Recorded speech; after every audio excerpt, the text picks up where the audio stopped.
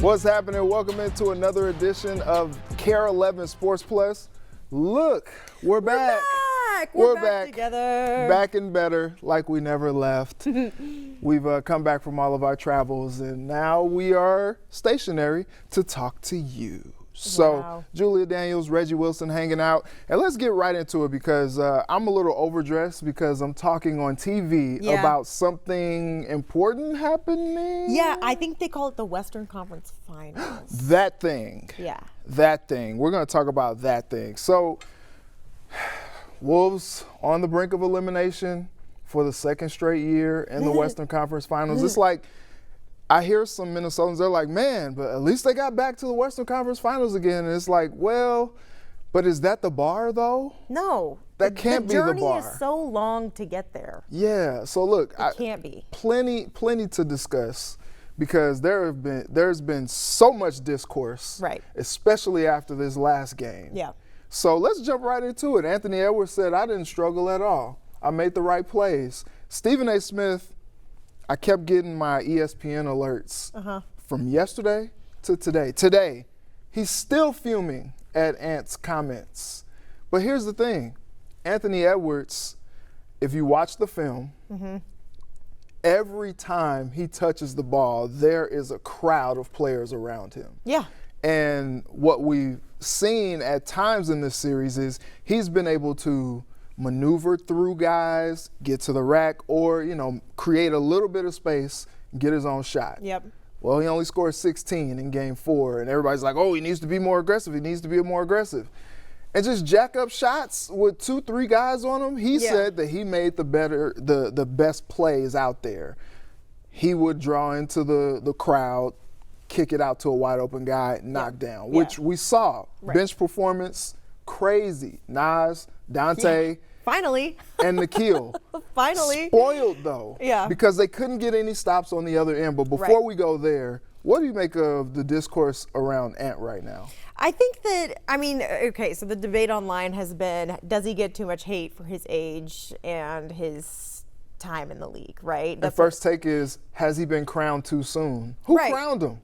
Right. Well, he doesn't have any titles either. So it's like, the expectation versus the result is a little off, right? Yeah. While we have a high expectation and the bar is so high for Ant because of what he usually does, right? You expect nothing less than 25 from him in every single game. But when it comes down to like the reality of basketball, that's insane. That is insane. So, you can't expect him to have 30 points in every single game of the postseason, especially against, this is arguably the best team in the league right now, right? Also, like you said, the main thing that his best play happens in the paint, right? That's his strong suit, is driving in the lane. You're playing against a team that just swarms the paint. That's their defense, and it is the best defense in the NBA as well. So it's like, how much can you expect of this guy constantly at, again, 23 years old? Yep. It's a little bit ridiculous when it comes down to it. And I think the people being mad at him for making those comments, this, that, and the other, he's still playing. I never looked at Ant and thought, wow, he looks not look great. It looks a little off tonight.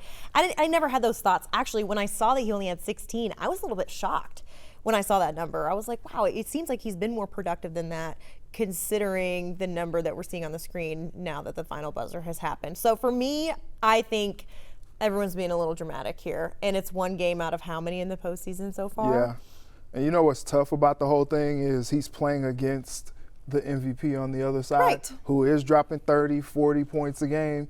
Here's the thing. Ant is only 23 years old. While we have seen flashes of his greatness so far, and it's there, second team All-NBA for the second year, like, he's here. Right. But there's still a lot of growth. I think Ant even said in press conferences earlier during the playoffs, like, I need to work on my finishing around the rim. Yeah. Also, what we've seen with Shai, they call him the free throw merchant, but other than Courtney Williams, I don't think I've seen anybody that deadly from mid-range. No, same. And I think that's another part of Ant's game that probably needs to work. Like, he worked on that three-point shot. He could shoot them with the best of them. He led the league in three-pointers made this year. That's great.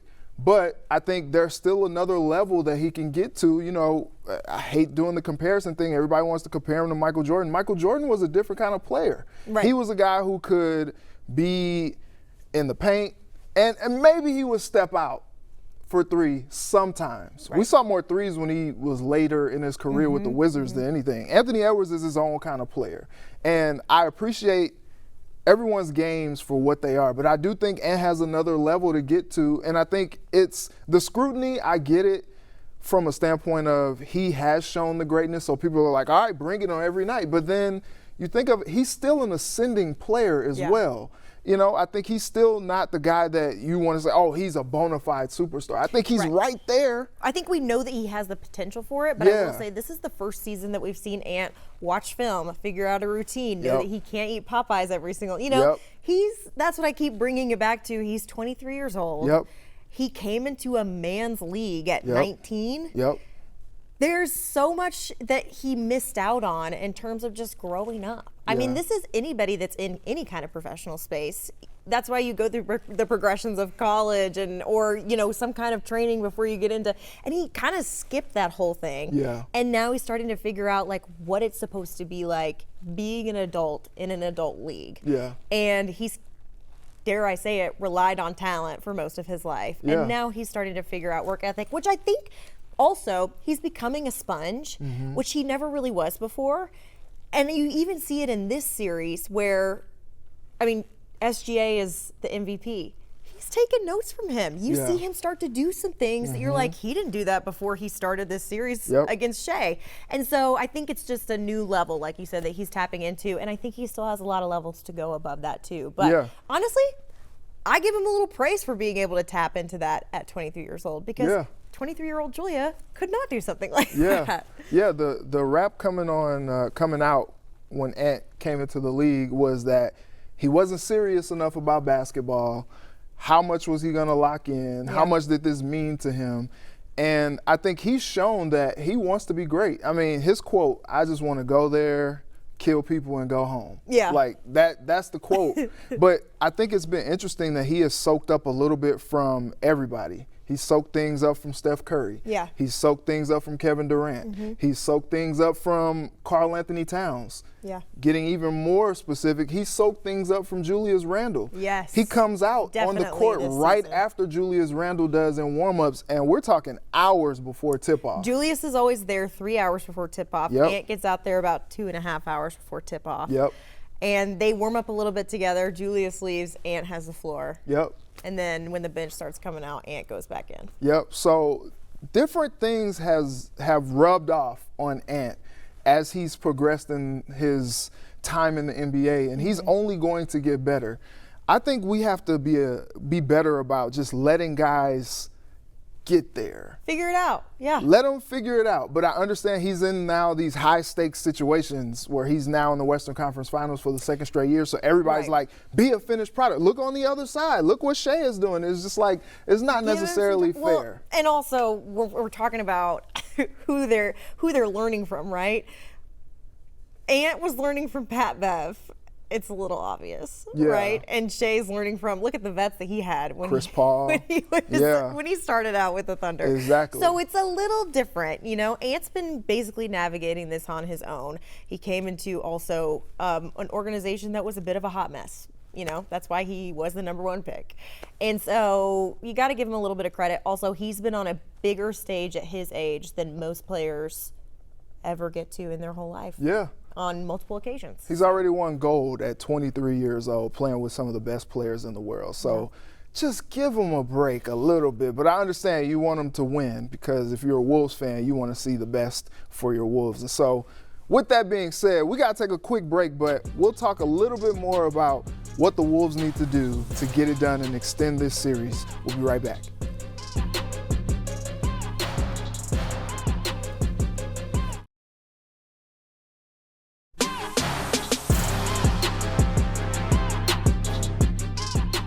Welcome back. All right, Juju. So we didn't get into it in the first block, but Julius Randle, 1 for 7, 5 points.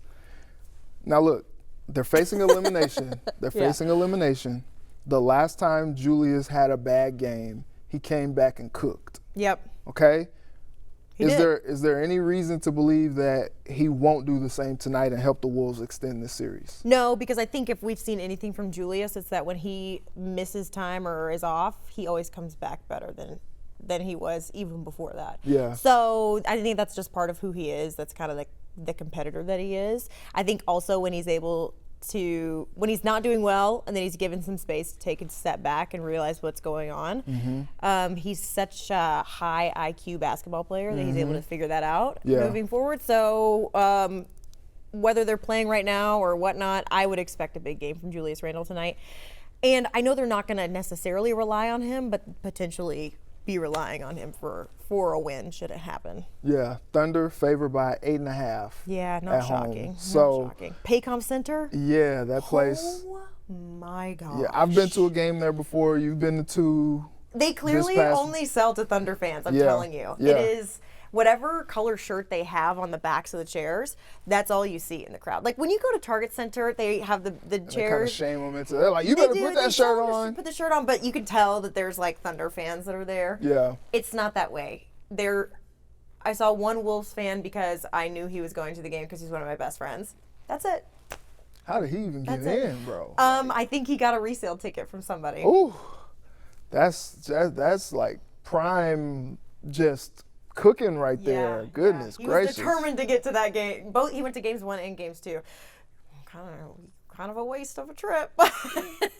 It's about the memories. It is about the memories. It's just, I mean, I never ever want to give a team credit or discredit for the environment that they're playing in, but I would argue that Paycom Center could be one of the toughest environments for a road team to play in because it's insane. It's insane. All right. Well, that being said, you think the Wolves get it done and we see Game 6? I'm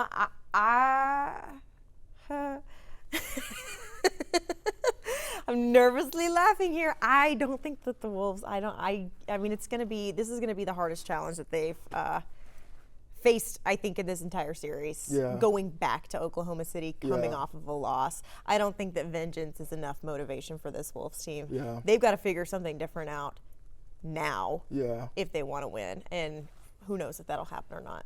What's tough is 2 straight series, Western Conference Finals series, I should say, 2 different years, they've run into a buzzsaw. Like Dallas was, oh man, they were something last year. Yep. This year, OKC, honestly, I could see OKC winning the whole thing. Yeah. I could too. I mean, 68 wins. So, look, I think it's close tonight. I think it comes down to the wire. I don't think, OKC runs away with it. I think it's close. And I'm not gonna say who wins. I think it's close though. If the Wolves can get a similar effort from their bench, and they can get they can get a little bit more from Julius, a little bit more from Ant. I can see them winning this game and getting it back to Target Center for Game 6. But it's gonna be tough. It's gonna be tough. It's gonna be the toughest challenge. That third quarter is gonna be key. It is gonna be key, and it sounds so stupid when we keep talking about it, but the shots have to go down. And in that huge blowout on Saturday, the shots really weren't going down for OKC that night. And so it's kind of like they know both teams know how to create these opportunities, but who's actually going to make the buckets? Yeah. It sounds like that's the basis of basketball, right? And it sounds so simple, but unfortunately, it's simple and it's also the truth. Yeah. So, hey, good luck, Wolves. Hope to see you back here on Friday. We're going to see you back here regardless of what happens. So, yeah. Good luck. You're coming back to Minnesota either way. Cool. Okay, let's turn our attentions to that team wearing purple. So, OTAs is underway. Yeah. And you got a chance to go out there and see the guy in the red jersey. I did. Number 9, J.J. McCarthy. Julia, you're just coming back from there. Yeah. Tell the world. The world is watching. So how does he look? So here's the thing. Kevin O'Connell basically started his press conference by saying, listen, it's OTAs. Ah, come on. He said it's OTAs. we're not getting into how many reps people got, what they looked like. We're not doing any of that. But was the spiral spinning though? The spiral was spinning very late after the snap happened. Okay. I think it's hard. Like JJ McCarthy's just now putting pen to paper. Yeah. So you got to put yourself in his shoes a little bit, you know. But there were times where it was a little bit of a rough watch, if I'm being completely honest. Okay. And I thought, wow, Growing if pains. this, you know, and right, we're just starting OTAs, so got to give him a break a little bit. But I was thinking, if there's not major improvements by the time the Patriots get here, he's gonna die. Oh no. So it's just decision-making skills. You know, I think when you have missed out on the pace of the game, whether it's college or NFL, NFL when you've especially. missed that long, it's hard to get back into the pace of that decision-making skill. And I think it's just gonna take reps and reps and reps. Here's what I will say. Kevin O'Connell was full grinning smiles and laughing the whole time he was out there. So he doesn't seem to be stressed out about the situation. And he said, it's okay to make mistakes as long as we're not making the same mistake twice. Okay. And so I Okay. think it's just a lot of figuring out, you know, what's happening, where guys are. Jalen Naylor, like we talked about on the podcast this morning, was one of his big targets last year being a rookie. Mm-hmm. You know, they're kind of like the backup guys figuring it out. Jalen Naylor's wearing number 1 now. Oh. So it's a little harder to spot out there, Okay, right? Speedy. It's not quite as easy to spot him out there. Yeah. But I will say some of JJ's best passes were to Speedy today. Okay. Which is kind of an interesting. Maybe Speedy's playing the long game in terms of fighting for a spot in the room wherever he is on the depth chart. But JJ Yeah. McCarthy, the passes looked good, but the passes were so late that it was making me a little nervous. Yeah. Well, that's the speed of the game.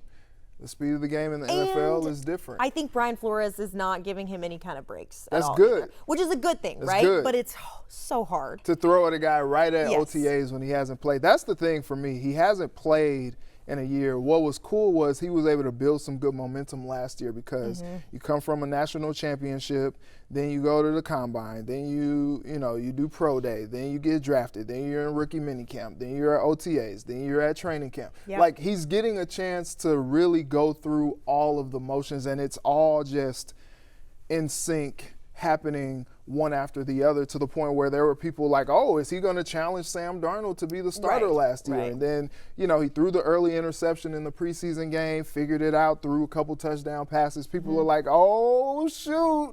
Then the next day, oh, he might have done something to his knee. Oh, he might have really done something to his knee. He's out for the season. And now, you haven't gotten live reps in a long time. Yeah. And so now you're at a point where you're really kind of going through the whole process all over again. Yes, you were able to, absorb some of the playbook and really most of the playbook and take all these mental reps, as Kevin O'Connell called it, a red shirt year for him. But it's another thing to be out there on that live field where those bullets are flying and you got to figure it out. He said, actually, when asked about facing Brian Flores' defense, he said, number one, it's a blessing.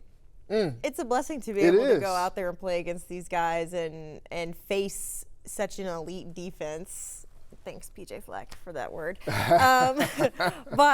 I think it's a learning curve, which as expected, right? But Josh McCown was also very encouraging during practice, and there didn't seem to be, sometimes it felt like, granted, I'm watching this all from the sideline, right?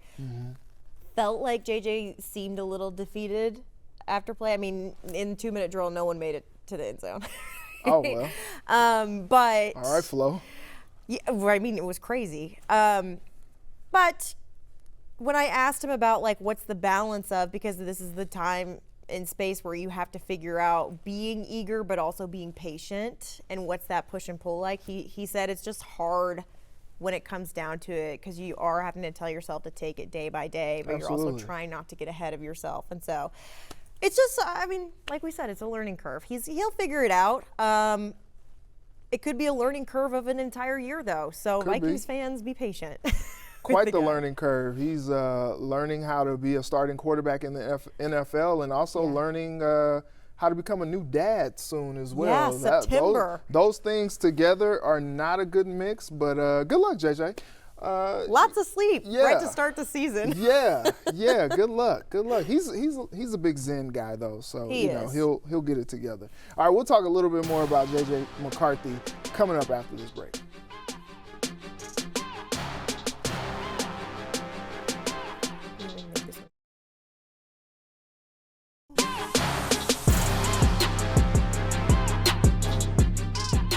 Welcome back, Juju. Reggie Wilson hanging out here. So, what are realistic expectations for JJ McCarthy in year one? Realistic expectations. I think that given the, if we're just taking him at face value at this moment in time, because there's no way to really know how he's going to progress. Given the tools around him, I give him an 8 or 9 win season. Okay. You have some of the best guys in the league at other positions, and you have a defense that's no doubt going to get things done because there's so many guys coming back from the lights out defense that they had last year. You have Justin Jefferson still. You've got Jordan Addison. You brought in Jordan Mason, and Aaron Jones is back. So there's a lot of parts that are already proven themselves to be successful and to work. Granted, that's all centered around a quarterback, but they're really emphasizing the run game too this year because I think that they know that it's not going to necessarily be easy for JJ McCarthy coming into basically a rookie season in the NFL. Yeah, so here's my thing. When they take the little break after camp, before training camp, and everybody's, taking their trips, people on boats, people hanging out with the family. Kevin O'Connell's got his 4 kids and his wife and, all that. He's probably going to have an iPad. And I think what would behoove of him to do is look at that iPad and just watch all of J.J. McCarthy's Michigan tape. Yeah. Because this is, I think, the formula for this season. You got a two-head monster. If you want to add in Chandler, Ty Chandler? Yeah, you can. Yeah. But two-head monster with Jones and now Jordan Mason. He had a two-headed monster of Edwards and Corum at Michigan. He's got better receivers than any of the guys he was throwing to at Michigan. Right. He's got Addison. He's got Speedy. He's got Justin Jefferson. Oh, yeah. He's got T.J. Hawkinson. Yeah. They just added Ty Felton. He's got guys. Yep. Do you also have one of the better offensive lines coming in on paper, adding guys like Fries, adding Ryan Kelly at the center position, and adding Donovan Jackson in the draft? Not really sure what's going to happen with Christian Darrisaw. He may miss, he may go on PUP to start the year. Right. But here's the thing. You build a bully on defense, which they are doing. They got swole up front. Hargrave, Allen, and, you inked Van Ginkel to an extension. Jonathan Grenard's coming back hungry. You got Harrison Phillips still on the interior. And now, you got a healthy Cashman, Ivan Pace. You got Byron Murphy's got a new deal. You added all these guys now in the defensive backfield, guys like Jeff Okudah, Mekhi Blackman's coming back. You're building a bully. And I asked JJ McCarthy right after he came to Minnesota, the day after draft day. You remember when we were doing the one-on-ones? I was asking him, I was like, okay, what do you have to say to those people who say, well, we don't really know how good JJ McCarthy is because the offense wasn't really built around him to really, do a whole lot. And their run game was so great. Yes. Yeah. And he was like, well, I guess we're going to find out. He gave me a little smirk. And I was just like, oh, I like that. It's like an MJ, I took that personally type of a thing. But I think also, Kevin O'Connell is a smart guy. And you bring a guy along however he's progressing. And now you have a team where you can build it on the run game and on the defense. And then when you need the quarterback to make a throw in those weighty downs, as Kevin O'Connell likes to say, then you can get McCarthy in there and you're like, hey, this is the concept. These are the guys to look for. If it's not there, pull it, run, get a first down, Yeah. whatever. Yeah. Don't go broke taking a profit. Yeah. And so I think that's the key here. And I think, too, when you see it early on, their heads are kind of spinning. Yeah. After maybe about week 6, week 7, week 8, maybe they put a little bit more on his shoulders and allow him to cook a little bit more. Yeah. But before then, he's calling up, hey, Jim, I really like what you did on first downs with J.J. McCarthy, man. That's a good idea. You know, like things like that, because I think that's going to be helpful, and that's what was shown to Kevin O'Connell. It was like he had a vision like Raven Simone. Right. And he was just like, we got to bulk up the trenches, because that's where we want to be strong at. Yeah. Yeah, because trying to put too much on J.J. McCarthy too early could hurt his confidence. Absolutely, and it could get him hurt again as well. Another thing that I thought was interesting, and it was a point that was brought up by, I believe, Matthew Collar. And he asked, do you ever go to the guys on defense and pick their brain about what was happening, what you were looking at? Maybe it was Ben Gessling. I don't want to give credit to the wrong person, but it was one of those One of the two. beat I think writers. it might have been Ben Gessling, actually, now that I think about it. He said, do you ever just go to anybody on the defense and just ask them, you know, this is what I was looking at. What did you see from me when this happened? And JJ kind of looked at him and he said, you know, that's something I think I'm going to do here. He's like, And dang, then you he gave was me a like, good "That was a idea." great-" He was like, during meetings and stuff, I actually might go and sit and see if I can pick up, you know, what they're seeing from me and how I can adjust in the future. And that's the perks of having a Brian Flores defense, too, Yeah. because he's going to throw everything, including the kitchen sink, Yeah. at you, Yeah. at you at all times. And so it's going to be a huge advantage of his that I think will be a little bit underrated until we get to training camp. The fact that he will be getting ready for the season against one of the best defenses in the league. He's like, man, I should talk to the media a little bit more Yeah. often, man. You guys are great. There's some great ideas. No, I think what's interesting as we wrap up, I think what's interesting, you saw the 1-minute hype video that the Vikings put out on the first day of OTAs that we weren't invited to. It's Yeah. okay. No hard feelings. But you saw a little snippet. He was like laughing and joking with Brian Flores in there. Yeah. And I think their relationship is going to be key too. Yeah. Especially as we build up to the start of the season. That's a great point. Not just to ask one of the defenders, but ask the mastermind. Yeah. Like, hey, what are defenses going to try to do to me? Right. And like, what are you trying to exploit with me as well? Like, what do I need to be watching out for? Game recognized game there. Yes. So it's just the start of OTAs. We got a long summer ahead. It's going to be hot. They're going to be out there. J.J. McCarthy's going to be growing, hopefully. Hopefully. Right? Yeah. And so He will. we'll be talking about him for many more of these Sports Plus episodes. But for today, that'll do it. From Juju, I'm Reggie. Have a good one.